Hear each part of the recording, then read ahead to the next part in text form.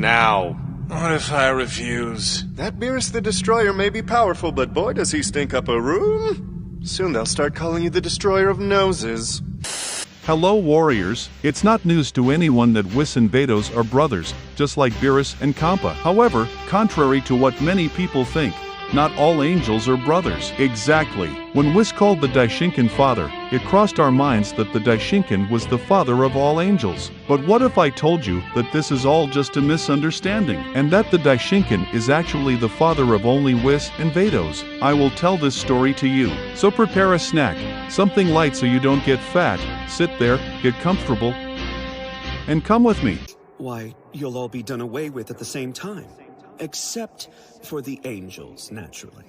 Well, guys, the facts in Dragon Ball are very different from what we think or theorize. And when we talk about the history of the gods and angels, we can only see the tip of the iceberg, because each god and angel is millions of years old. We know this because Beerus, for example, sleeps for over 40 years, and considers it a mere nap, which for us Earthlings is like just 30 minutes. To count as truly restful slumber, I have to get at least 50 years. 39 is little more than a catnap. Time in Dragon Ball is relative to each species and race. On Namek, time passes differently. In the Temple Hall, one day is equivalent to 1 year on Earth. With gods and angels it's no different. They see time differently too. But what does that have to do with the matter? Since time is different for angels and gods, so is the emotional and sentimental issue. I'm gonna explain. When Kampa's universe was erased in the Tournament of Power, Beerus felt sad for the loss of his brother, as much as the two hated each other and as much as Beerus didn't show any reaction.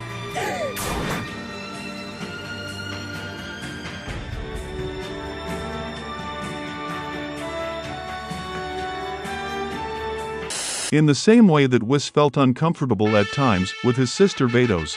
Where do I want to go? We haven't seen such strong bonds between the other gods and angels, only between universes 6 and 7. So what I'm getting at is that Daishinkan, Whis, and Vados have always been a family, even before they became angels. They grew up and trained together. It is very likely that they came from a warrior family, just like the Scions. And as their powers were enormous at the time, Zeno invited them to become his subordinates. Daishinkan would stay with Zeno in his palace, and Whis, along with Vados, would guide the universes along with their gods, you see?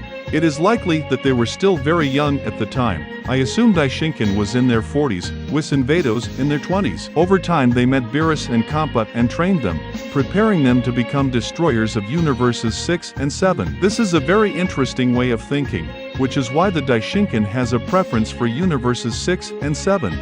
第七宇宙が羨ましいですね。よかったら遊びに来てください。お父様。